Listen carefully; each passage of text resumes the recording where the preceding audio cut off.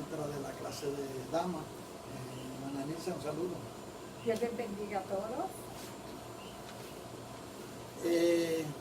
La lección que tenemos dice como tema vivir o no vivir el paradigma del aborto. La afirmación fundamental dice que todo ser humano tiene derecho a vivir. Todo ser humano tiene derecho a vivir, y el versículo para meditar dice: libra a los que son llevados a la muerte, salva a los que tienen su vida en peligro. Así que vamos a estar hablando sobre este tema controversial, tema del aborto, en esta noche, y la posición bíblica, la posición de la iglesia relacionada a este tema, que para nosotros consideramos un mal social, pero que la sociedad pues lo considera como algo normal y natural. Vamos a ver lo que la Biblia nos dice, y lo que nos dice la teología, y lo que nos dice la tradición cristiana relacionada con este tema. Así que vamos a esperar que la hermana Nilsa nos lea la introducción de la lección. Dice así: el aborto contrario a nacer es la interrupción provocada del desarrollo vital del embrión, con o sin asistencia médica, que se realice antes que la gestación haya alcanzado las 20 semanas. Posteriormente, la interrupción se denomina parto pretérmino. Es distinto, por tanto, del aborto espontáneo, que se refiere al hecho que se presenta de manera natural y sin que nadie medie voluntad de eliminar al que ha de nacer, por parte de la madre o por parte del médico. El paradigma del aborto ha sido materia de controversia por su alcance ético, moral y social.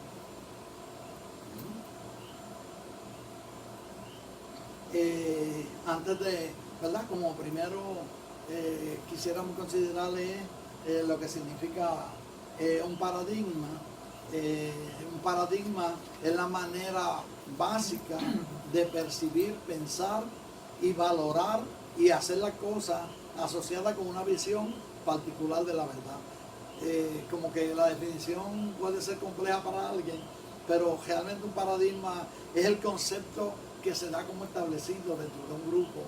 Cuando hablamos sobre un tema, un grupo particular da como establecido algo, y eso se le llama paradigma. Realmente eso es lo que significa el término paradigma. Quiere decir que el paradigma, el aborto se considera un paradigma. El aborto se considera un paradigma porque cuando se habla del aborto, pues hay un concepto ya preestablecido. Dije al principio que la sociedad ve el aborto como algo normal. Ese es el paradigma social del aborto. Ellos lo ven como algo normal. Para la iglesia, pues el paradigma del aborto es totalmente diferente, porque nosotros sabemos que interrumpe una obra que Dios hace, y eso no es algo natural. No es algo natural. Okay. Entonces te pregunto, ¿qué es la gestación? La gestación, en forma sencilla, podemos dar una definición más de diccionario, pero de manera sencilla es lo mismo que el embarazo. Realmente es el estado de la mujer cuando es fecundada en su útero, y comienza en la fecundación y culmina se supone que culmine con el nacimiento, pero que puede ser interrumpido por un aborto, ya sea natural o ya sea inferido. Okay. Entonces, ¿qué es un aborto? El aborto es la interrupción del estado de gestación, es la interrupción del estado de embarazo de una mujer. Estamos hablando, ¿verdad?, de una mujer en el ser humano, pudiera ser de cualquier mamífero, pero estamos hablando en términos de la naturaleza humana, que se da antes de la semana número 20 de gestación. Antes de esa semana se conoce como un aborto, porque después de esa semana, pues ya se considera como un parto pretérito, lo que llaman por ahí, ¿verdad? Cuando nace alguien antes de tiempo, sí, prematuro. Se le conoce por ahí como prematuro, se le llama por ahí, en el argot de nosotros, aquí dice parto pretérito. Ok. Entonces, ¿cuáles son los dos tipos de aborto? Pues existen dos tipos de aborto, el espontáneo y el inducido. El espontáneo y el inducido. El espontáneo es cuando surge alguna situación natural de enfermedad, de condición de la mujer o de condición del feto, y de una manera espontánea, pues ese feto es expulsado del útero antes de tiempo. Y el otro, pues obviamente se trata del aborto inducido, que es cuando voluntariamente la mujer decide interrumpir su aborto y no terminar con el proceso de embarazo y parto. Entonces quiere decir que el aborto se convierte, por así decirlo, en una paradoja. ¿Pero qué es una paradoja? Cuando hablamos de una paradoja, hablamos de algo que parece contrario, que luce ser contrario. O sea, es una contradicción cuando nosotros tenemos dos lados opuestos y nosotros lo ponemos uno al lado del otro, se convierte en una paradoja. Nosotros, por ejemplo, hablamos del nacimiento, de que Dios es el que da la vida. Sin embargo, es una paradoja nosotros interrumpir esa vida que Dios da, porque es contrario a lo que nosotros realmente decimos. Estamos diciendo que Dios la da, al mismo tiempo nosotros la estamos interrumpiendo. Eso es un acto, eso es una paradoja. Eso es una paradoja. Ok, ¿cuáles son las tres paradojas que mencionan sobre el aborto? Las paradojas mencionadas relacionadas con el aborto están precisamente en lo que hemos venido hablando nosotros. Nosotros pensamos y hablamos de que Dios es el creador de la raza humana, pero al mismo tiempo mantenemos silencio o sencillamente, ya sea en forma activa o en forma pasiva, nosotros realmente pues, estamos endosando o confirmando o dando por bueno el asunto del aborto. Encontramos también, por ejemplo, como paradoja que los estados están hechos para defender la vida del hombre. O sea, la idea primaria del Estado es defender la vida del hombre. Ahora mismo, por ejemplo, estamos frente a una pandemia y los gobiernos paralizan las economías, paralizan los estudios, paralizan absolutamente todo, porque ellos están defendiendo la vida del hombre. Y esa es la responsabilidad primaria del Estado, defender la vida del hombre. Sin embargo, es una paradoja que al mismo tiempo que el Estado está para defender la vida del hombre, el Estado hace leyes para matar a un ser humano dentro del vientre de su madre. Es paradójico que está hecho para defender la vida del hombre, pero al mismo tiempo entonces realizan leyes que son contrarias a lo que es su deber primario. Tenemos, por ejemplo, también el caso de los médicos, y obviamente hacemos una parte de que no todos los médicos, la inmensa mayoría de los médicos no lo hacen, pero todos los médicos hacen el juramento de Hipócrates, de que van a defender la vida del hombre. Yo admiro a los médicos, porque ahora mismo, por ejemplo, para poner un ejemplo, surge una situación de un tiroteo donde un maleante tirotea a un guardia y los dos van al hospital y las salas de emergencia atienden también al que trató de matar al guardia para salvarle la vida como el guardia que estaba haciendo su trabajo, porque ellos hacen un juramento de defender la vida del hombre, y eso es admirable de la clase médica. Sin embargo, Es paradójico que los médicos hacen ese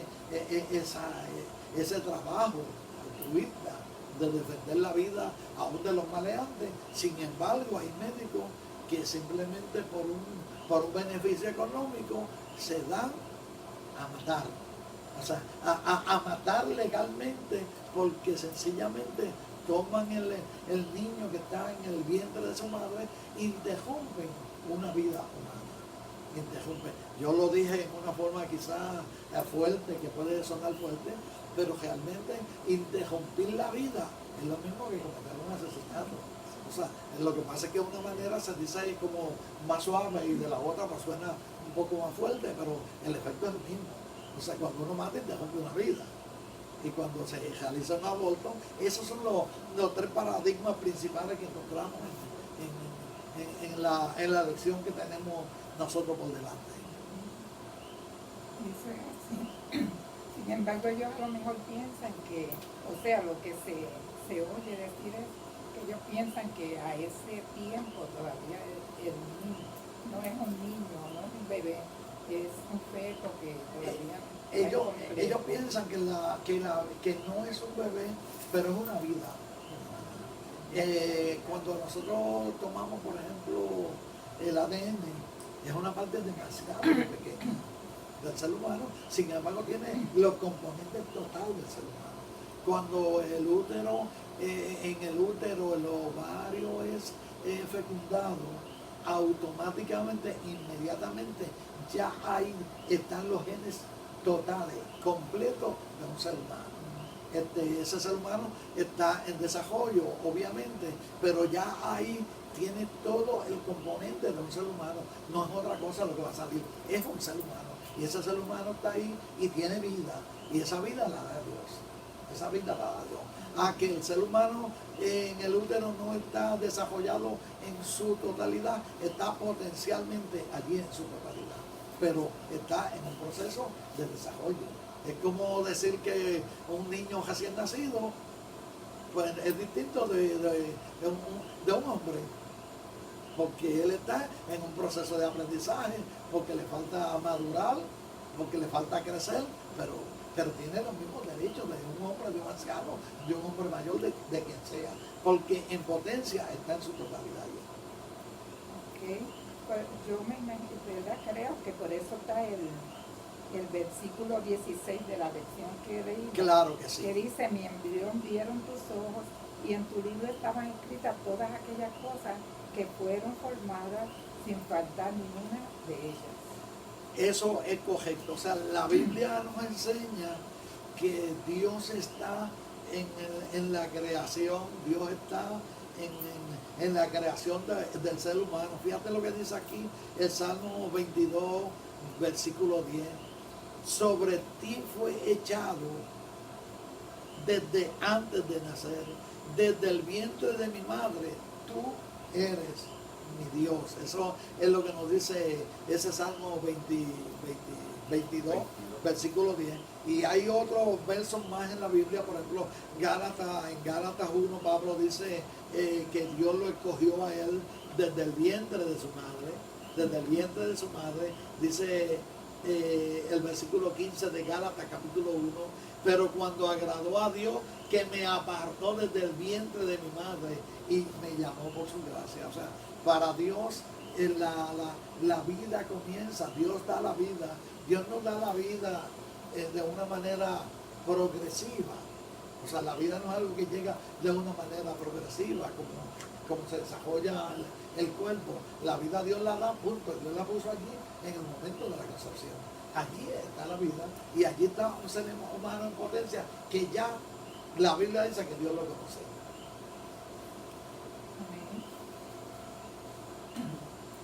¿Y cuáles son las estadísticas de aborto a nivel mundial, si las tienes?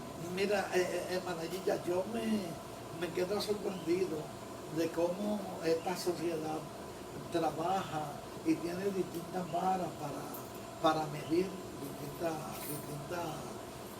distintas cosas de acuerdo a su propia conveniencia.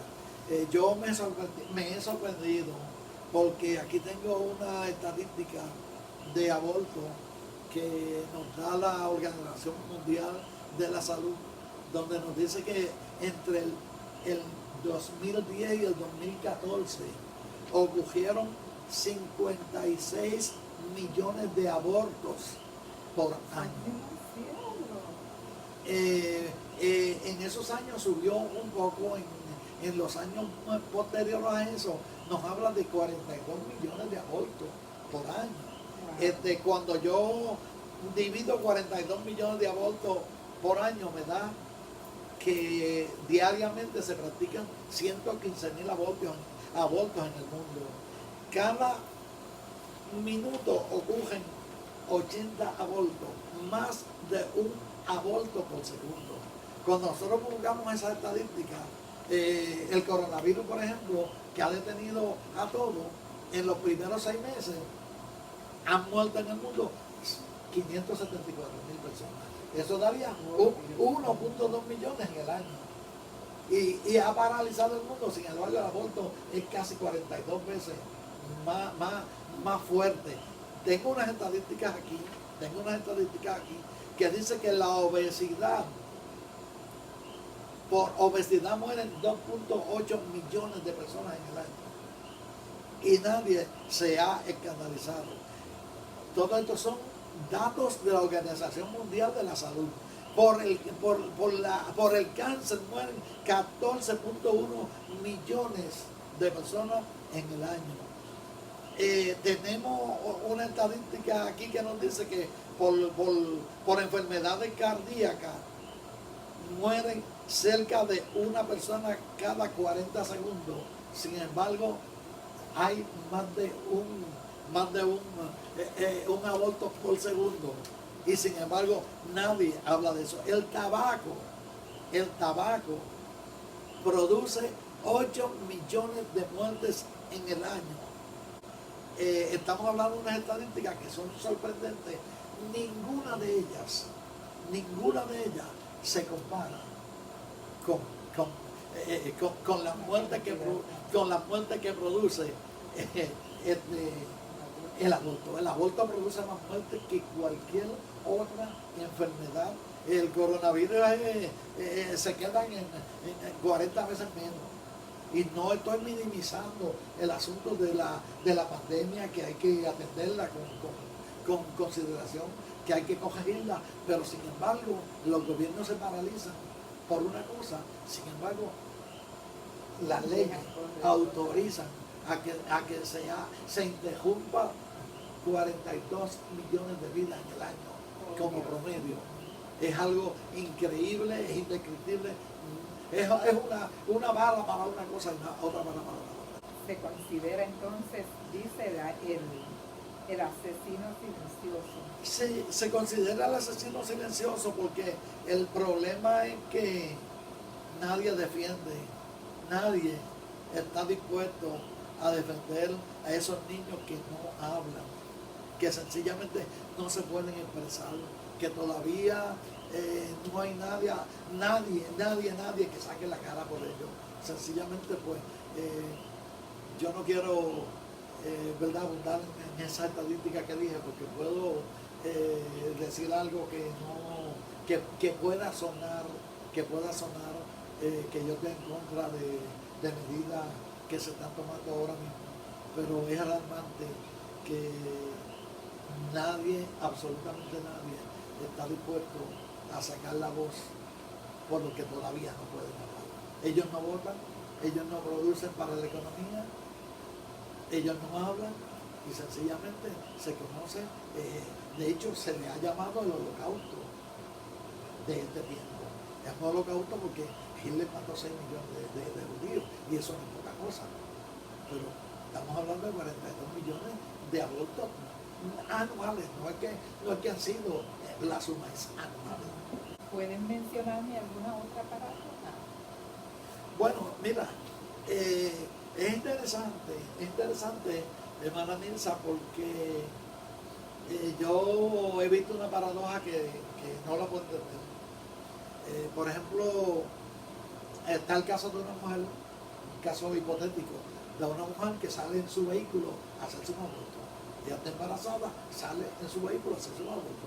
En el camino tiene un accidente de automóvil y como consecuencia del accidente pierde su criatura.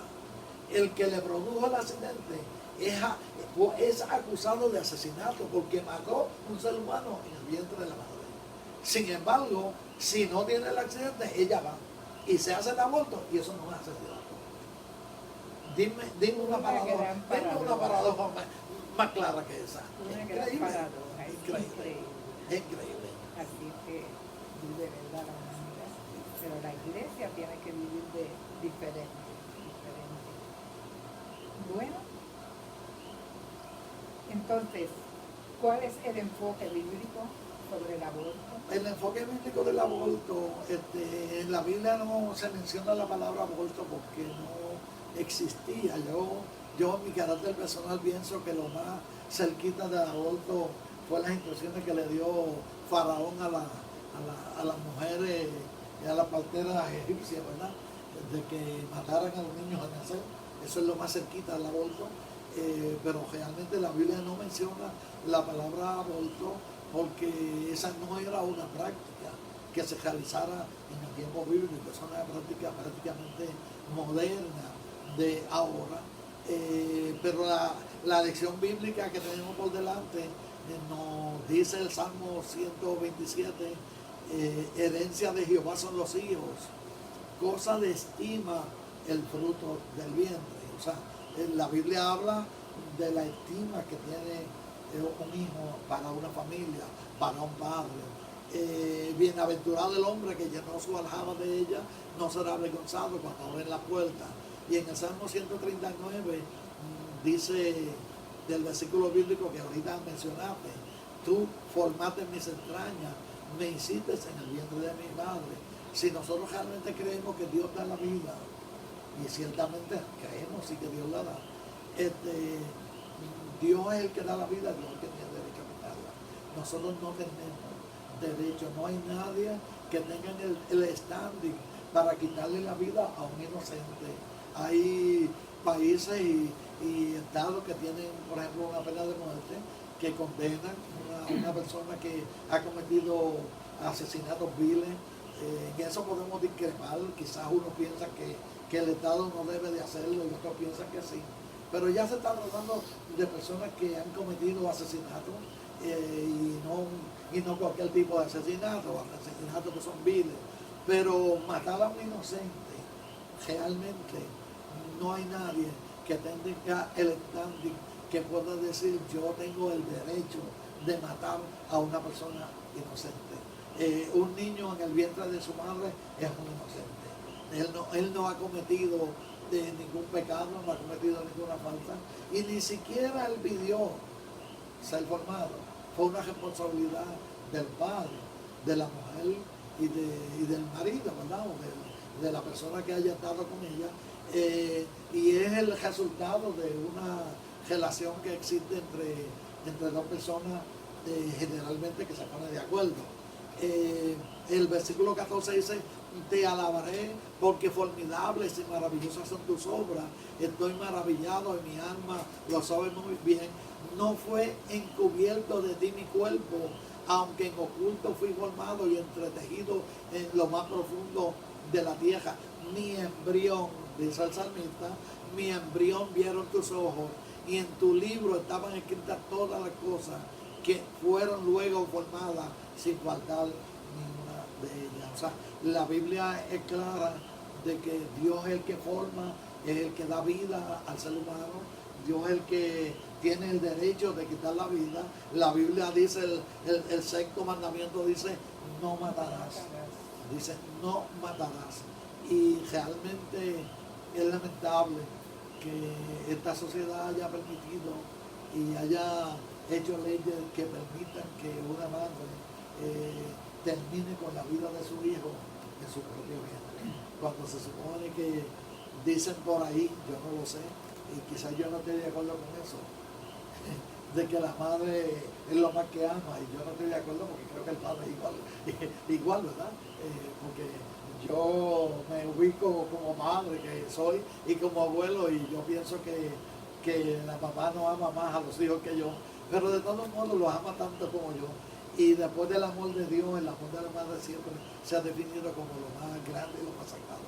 Es lamentable que esas madres estén terminando, interrumpiendo la vida de sus hijos. La Biblia dice que desde el embrión Dios nos conoce, que desde las entrañas, desde que estamos en el vientre de la madre, Dios nos llama, Dios nos separa, Dios nos conoce, lo que quiere decir que somos personas, que es una persona, independientemente de que no se haya desarrollado en su totalidad, la vida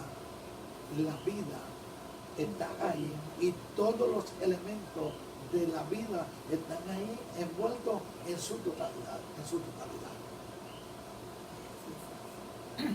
Entonces, ¿cuál es ya vimos el enfoque bíblico, pero ¿cuál sería entonces el enfoque teológico? Teológicamente decimos, ¿verdad? Ya quizás lo he dicho más de una vez, que Dios es el que da la vida y Dios es el que tiene derecho a quitarlo. Cuando nosotros vamos, por ejemplo, a los comienzos del cristianismo, desde los siglos I al IV, en la era de los padres de la iglesia, los padres de la iglesia rechazaban en su totalidad, absolutamente rechazaban el aborto por creer lo contrario a la fe cristiana, que es el otro aborto contrario a la fe cristiana. Como dice el pensamiento, afirmación fundamental, entendemos que todo ser humano tiene derecho a vivir. Nosotros llegamos a este mundo y no pedimos llegar a él. Llegamos a este mundo porque Dios quiso que nosotros llegáramos. Esos fetos que le llaman, yo creo que ese es un nombre como feo, ¿verdad? Es un nombre como que no es agradable, lo hacen, yo no sé si sea intención de que uno no tenga cierta afinidad por el término, pero esa pequeña criatura que está ahí en el vientre de la madre tiene derecho a la vida como la tuvimos nosotros también. O sea, nadie nos quitó la vida a nosotros en el vientre de la madre. Nosotros no deberíamos de quitarle la vida a nadie. Solamente podemos justificarle el aborto espontáneo, porque eso es algo natural que nosotros no podemos evitarlo. Amén. Entonces, ¿se puede ser proactivo en el tema del aborto sin descuidar la evangelización? Hay algunas personas que piensan que la iglesia debe de dedicarse a predicar el evangelio y que no debería de intervenir con el asunto del aborto. El aborto, pues ellos lo definen como una ley, un asunto legal, un asunto de la sociedad, donde la ley, muchas veces nosotros confundimos y pensamos que lo que es legal es moral. Hay cosas que son legales y que no son morales, hay cosas que son legales y que no son éticas. El legalizar algo no significa que Dios lo apruebe, no implica que Dios lo apruebe. Un Estado puede legalizar el adulterio, pero eso no quiere decir que Dios lo apruebe, porque Dios lo prohíbe en la Biblia. Se puede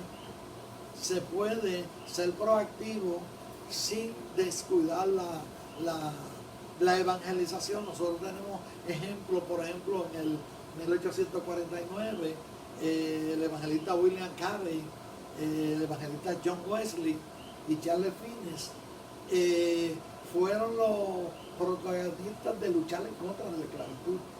Ellos lucharon en contra de la esclavitud y son reconocidos evangelistas que llevaron el evangelio a distintos países del mundo, pero sin embargo eso no impidió para que ellos estuvieran en contra de la esclavitud. Recientemente nosotros tuvimos a un Martin Luther King en Estados Unidos que llevó la voz cantante siendo un pastor creyente evangélico, siendo un evangelista, siendo un predicador, sin descuidar la predicación del evangelio. Sin embargo, fue el que llevó la voz cantante en contra de los prejuicios raciales en Estados Unidos. Si no hubiera habido un Martin Luther King, posiblemente todavía Estados Unidos estuviera segregado en negros y blancos, en distintas razas. Sin embargo, él, que fue un gran evangelista, pudo trabajar y pudo lograr como lo hizo John Wesley y Charles Finney y William Carey en contra de la esclavitud. Él lo hizo en contra de los prejuicios raciales. Y tenemos a un D.L. Moody, que ha sido un evangelista reconocido a nivel nacional y mundial y ha luchado en contra de la explotación de los niños. Entonces, nosotros no podemos descuidar la evangelización, pero no debemos de callar frente a una situación que es contraria a la fe cristiana y contraria a los principios bíblicos establecidos, que son los que rigen la vida de nosotros. Bien. Entonces, ¿qué razones se esconden tras el telón de cuando la verdad se dice que son los derechos? Bueno, son los derechos, o sea, la gente habla, la sociedad habla de los derechos.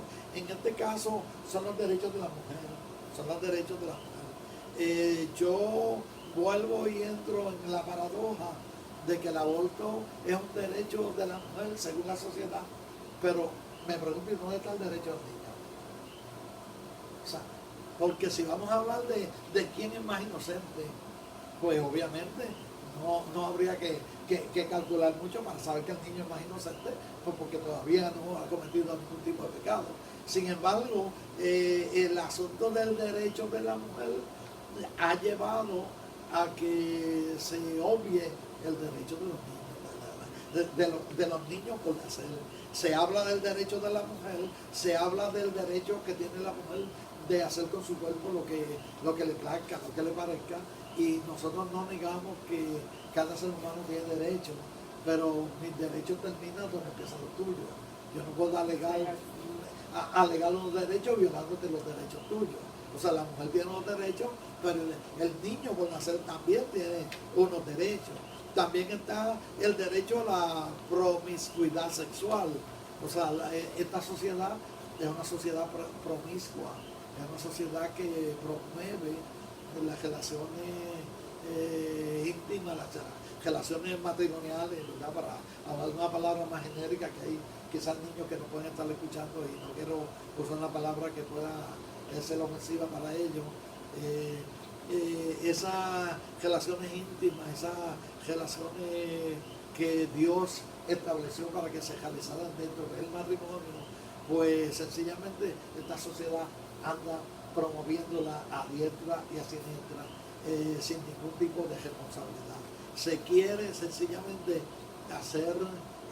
tener actos sin nosotros ser responsables de ellos. Por ejemplo, nosotros encontramos que una jovencita va con un catajo a un médico, y el médico, una niña, ¿verdad?, de 15 años, de 16 años, y el médico no la puede atender porque tiene que ir acompañada de su madre. Porque es menor. Sin embargo, la ley le permite que esa misma niña de esa misma edad pueda ir a donde un médico y practicarse un aborto a escondidas del padre. O sea, es una paradoja que yo no le encuentro sentido. Una niña, sin embargo, cuando hablamos de los derechos de las mujeres y los derechos de las damas que respetamos y que sabemos que tienen sus derechos, nosotros, por ejemplo, encontramos que una jovencita de 15 años no puede entrar a un negocio y comprar cigarrillos. No puede ir a comprar una cerveza. Sin embargo, puede entregarle su cuerpo a otra persona, y como es con el consentimiento, ya ella a los 15 años tiene mayoría de edad para entregarle su cuerpo a alguien. No tiene mayoría de edad para comprar una cerveza.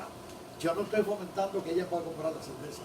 Yo lo que creo es que si no puede comprar la cerveza y si no puede comprar el cigarrillo, no debería de tener el derecho de a esa edad poder entregarle su cuerpo a una persona, porque realmente es paradójico que no pueda hacer lo menor y que pueda hacer lo mayor. Esa misma niña va y le producen el aborto. Esa niña va, le entrega su cuerpo a un hombre a los 15 años, y después lo hizo escondido de su padre, y el médico escondido de su padre le practica el aborto y en la casa es la nena y los papás ni siquiera lo saben. Y lo triste de eso es que la ley la autoriza a que lo haga. Después queremos una sociedad mejor, después queremos una sociedad sin problemas, sin grandes problemas sociales, pero la sociedad está promoviendo, directa o indirectamente, queriendo o sin querer, que haya este tipo de situaciones en nuestro país. De hecho, el aborto no se justifica con tantos métodos anticonceptivos que hay. Es increíble, es increíble. La cantidad de métodos, antes quizás las damas podían decir que le fallaban, y yo no quiero decir que no pueda haber un fallo, pero los métodos anticonceptivos pues han ido mejorando sus funciones y no quieren usarlo, simplemente quieren disfrutar de su vida y después no pagar las consecuencias de lo que hacen. Y te las pagan emocionalmente, las pagan y Eso es correcto. A la larga la pagan porque emocionalmente sí la pagan, pero no pagan la consecuencia de lo que hicieron en un sentido directo. La van a pagar directamente por consecuencias, a veces complicaciones en un aborto, o sencillamente por el aspecto emocional. El aspecto psicológico es bien impactante para muchas damas que se han hecho.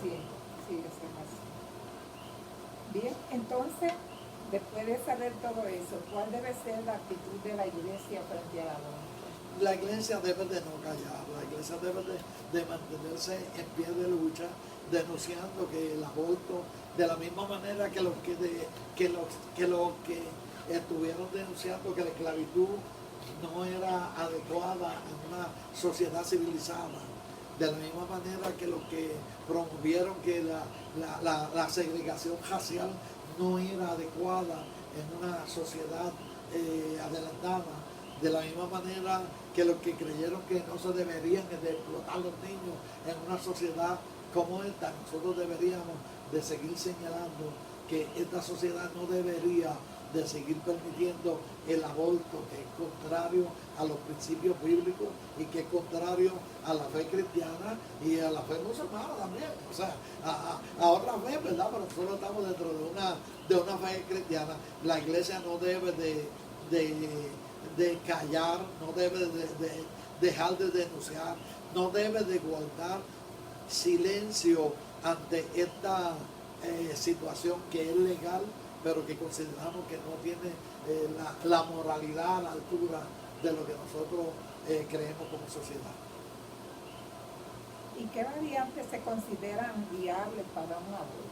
Bueno, viable para un aborto, yo sé que hay distintos puntos de vista, que hay quienes piensan en que no hay ninguna razón, que no sea la razón de un aborto espontáneo, que no se justifica el aborto. Yo personalmente no creo que pueda justificarlo. Sin embargo, se puede considerar el aborto en casos de abortos terapéuticos, lo que se llama abortos terapéuticos, perdón.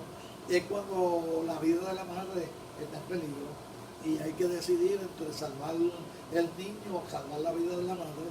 Yo no tengo ningún problema personalmente, yo no creo que la mayoría de nosotros tenga problemas de que se tome una decisión de abortar para salvar la vida de la madre. Cuando la madre puede sufrir daños mayores en un embarazo, en un parto, que puede sufrir unos daños que son permanentes, que son severos, pues también se pudieran considerar como viable la posibilidad de un aborto. Y también se considera cuando hay un número múltiple, un embarazo múltiple. Cuando una mujer tiene un embarazo y hay 5 o 6 niños en el vientre, la posibilidad es que ninguno pueda sobrevivir. Y la ciencia médica, pues, lo que hace en estos casos es que identifica aquellos fetos que son más débiles y que tienen menos posibilidades de sobrevivencia y elimina lo que posiblemente no tienen posibilidad de sobrevivir, para darle oportunidad a que los que tienen posibilidad de vivir vivan. lejos de dejarlo todo para que todos mueran. Esas son las tres razones que nosotros consideramos como viables para un aborto inducido, fuera, ¿verdad?, de los abortos que son espontáneos, que eso es algo natural. Okay. Entonces, ¿qué pasos debe seguir la iglesia, para hacer frente al aborto? Nosotros deberíamos de estar orando mucho por esta situación, deberíamos de pedirle a Dios que cambie, que obre, que entre en la mente de los que toman decisiones. Debemos de hacer nuestras gestiones con nuestros legisladores, los que nosotros nos representan en la Cámara, en el Senado, en el Congreso, dependiendo en el país donde nosotros estemos, los que hacen las leyes. Deberíamos de estar trabajando con ellos, deberíamos de resistir la presión social. La iglesia tiene una presión social para no hablar en contra de este tema. O sea, la sociedad prácticamente se ha unido para estar a favor del aborto y la iglesia se ve como una disidencia. Lo que antes era lo general, ahora se considera una disidencia y muchas veces la iglesia sufre la presión de la sociedad que nos pide que nosotros nos callemos, que nosotros no hablemos de este tema y nosotros tenemos que resistir ese tipo de presión porque es mejor obedecer a Dios antes que a los hombres, es mejor cumplir el propósito de Dios antes que caer bien a los hombres. Debemos de trabajar con los centros de ayuda a jóvenes embarazadas. Reconocemos que hay jóvenes que salen embarazadas y que no tienen ayuda familiar, la familia muchas veces la rechaza, no tienen una perspectiva porque el padre, el futuro padre de ese niño no tiene la responsabilidad, no tiene el apoyo familiar y necesita, y la iglesia debe de brindarle apoyo y brindarle alternativas que sean viables para que ese joven no tenga que abortar, no se vea en la obligación de abortar porque no puede tener al niño. Y también debemos de ser proactivos en los grupos. Hay grupos que se dedican a Provida, que son grupos que se dedican precisamente a estar en contra de estas compañías y de estas organizaciones que se dedican a promover el aborto, y la iglesia debería de sencillamente pues estar colaborando con este tipo de movimientos.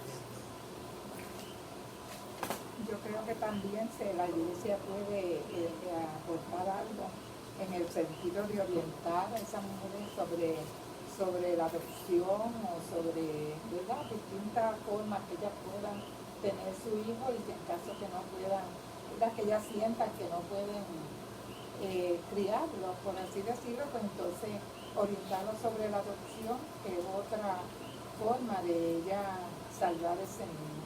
Sí, por eso fue que hablé enfatizando en qué cogito eso, que hay centros incluso de ayuda. Nosotros no tenemos ninguno aquí en el área donde nosotros vivimos cerca, pero en las grandes ciudades, en todas las grandes ciudades hay centros de ayuda a estas jóvenes, porque realmente muchas de ellas quedan embarazadas y entonces se quedan solas totalmente y no ven una salida, y la única salida que ven es un aborto.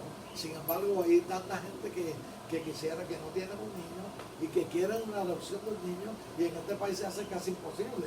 O sea, las leyes hacen tan y tan difíciles las adopciones a los niños.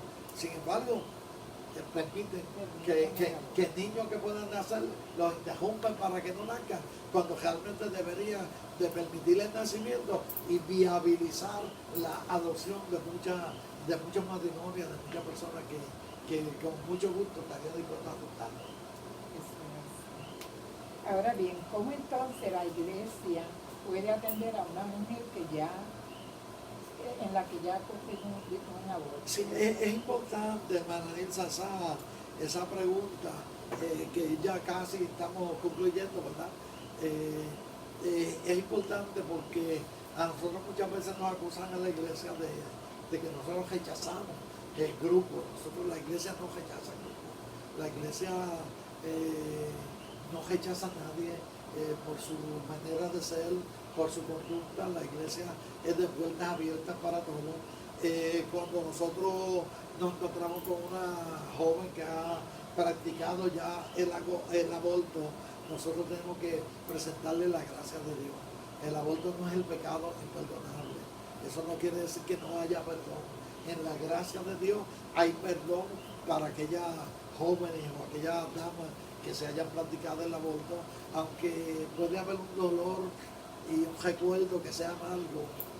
No le podemos garantizar a nadie que esa amargura se le elimine, pero sí podemos enseñarle que la gracia de Dios la recibe y que Dios la perdona. Debemos de ayudarla en ese proceso de restablecimiento, de restablecerse. Tenemos que darle la mano, darle el soporte emocional y soporte espiritual. Nosotros no rechazamos a la persona que se aborta, nosotros rechazamos el aborto como tal. El acto de abortar es contrario a la fe, pero la persona que lo ha cometido, hay perdón en la gracia de Dios. Y la iglesia no debe de estigmatizar a una joven por el hecho de que se haya hecho un aborto. Si a nosotros nos llega, o a cualquier iglesia llega una joven que se ha practicado el aborto, nosotros no podemos rechazarla, no podemos separarla, no podemos mirarla distinto de los demás. De ninguna manera, esa no puede ser la actitud de la iglesia. La iglesia no la va a rechazar, no la va a estigmatizar, la iglesia va a ayudarla a que ella se sobreponga y la va a recibir sin ningún prejuicio y sin ninguna recriminación.